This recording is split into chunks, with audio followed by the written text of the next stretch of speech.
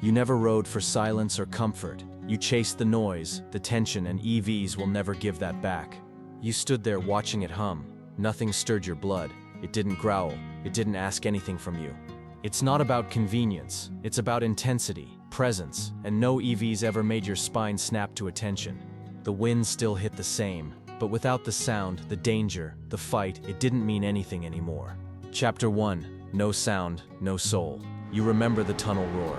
The throttle cracked, the walls shook, and the sound hit deeper than any lyric ever could. That whisper passed you fast, but your heart stayed still, because real bikes scream for attention, not silent applause. The rev match was perfect. Your toe tapped instinctively. That sound wasn't just timing, it was rhythm and soul. You didn't hear it shift. You felt it. That vibration through the tank is what told your body what's next. Even the in-between had music. Gear to gear, there was life inside the noise. EVs erased the silence between chaos.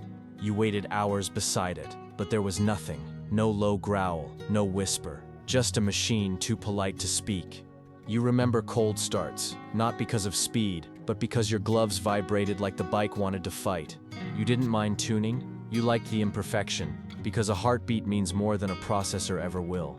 It moved quick, but nothing clicked inside. No emotional spike, just a curve with no bark, no teeth, no soul. The bike kept running while you walked. That sound wasn't background, it was a reminder you were still alive. Chapter 2. No vibration, no connection. You weren't even moving, but you felt it. That idle rhythm told your fingers you were still breathing gasoline. You gripped the bars and felt nothing at all. No hum, no shiver, just the silence of a dead screen. You touched the brake just to hear the response. That feedback loop built trust you couldn't program into silence. The motor adjusted without you thinking.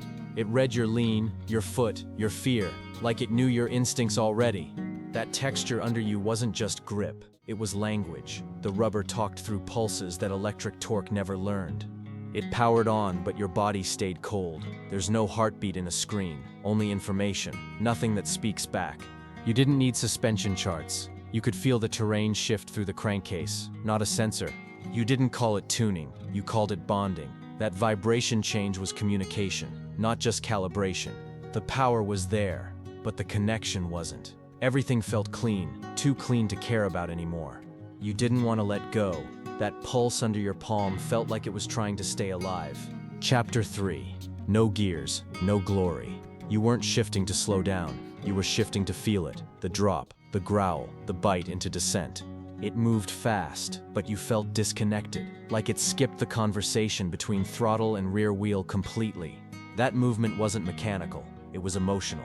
One click down, engine screamed back like it knew your fear and fed it. You shifted before redline, not because you had to, because timing it right felt better than speed ever did. You didn't pop the clutch for chaos. You did it to feel where control ends and thrill begins. Exactly there. You launched hard, but it stayed sterile.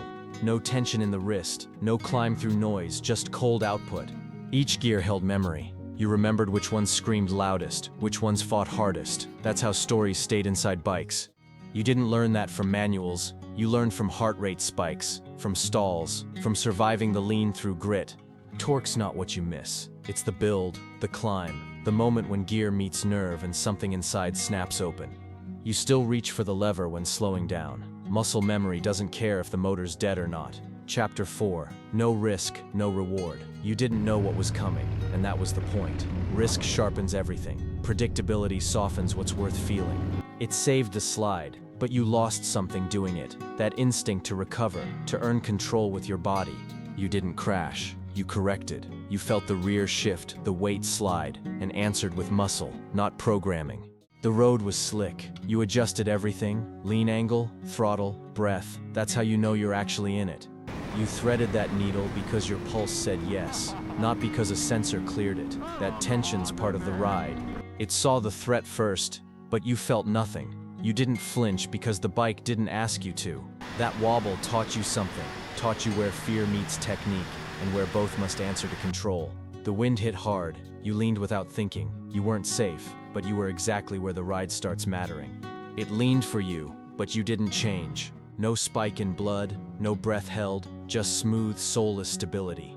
You took off your helmet and laughed, not from joy, from surviving something your body had to earn in full. Chapter 5. No memory, no meaning. You didn't just turn wrenches, you recorded memories. Every smudge on that page smelled like hours you never regretted once.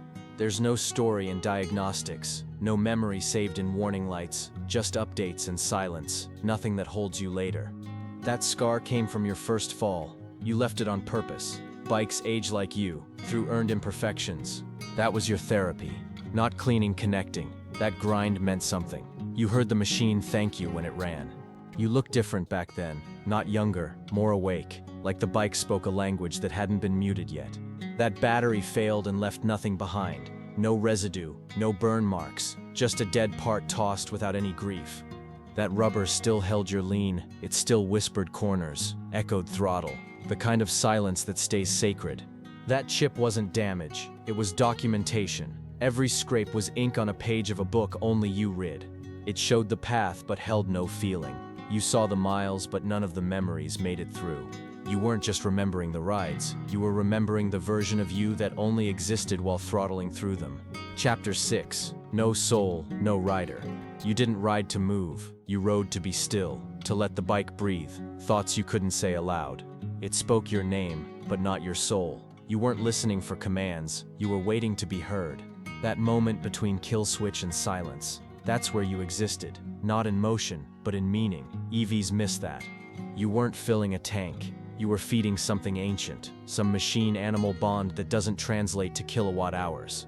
You didn't care about the ride anymore. You just missed being the person who felt something when the engine woke. It charged fully, but you stayed empty. There's no bond in waiting for green lights, just countdowns and blinking silence. That key still held weight, not metal, memory. You didn't want to let go, because it still remembered you. That sound wasn't noise, it was language. Your body rode with it. EVs filter it out like it's nothing. You stood beside it and felt no echo, like it couldn't tell you anything back because it had nothing to say. You didn't start it, but you followed it, like instinct. That's the difference. Your real bike always calls you back. Chapter 7. No reason left to ride. You used to crave roads like this, not for distance but for clarity. Now you just sit and wonder why. It offered views, but never offered reason. You don't ride for scenery. You ride to feel like something's at stake. That moment before it fires up. That's ritual. That's tension. That's something no silent switch on will ever replicate. They're all scattered now. Different bikes, different lives. But when yours roared to life, it felt like they returned. That seat's cold, untouched, but still shaped like you. Still holds the outline of someone who used to feel everything. It played music, but the engine stayed quiet. No timing, no pulse. Just a simulation of something already dead. You weren't trying to destroy rubber. You were trying to leave something behind. Proof that you were ever really there. You looked straight back. Not for traffic, for ghosts, for some part of you that only showed up while riding. It rolled up perfect, but you didn't flinch, you didn't care, because it didn't feel like anyone had arrived. You didn't plan to ride, but your hand reached anyway, because deep down you still know what matters most.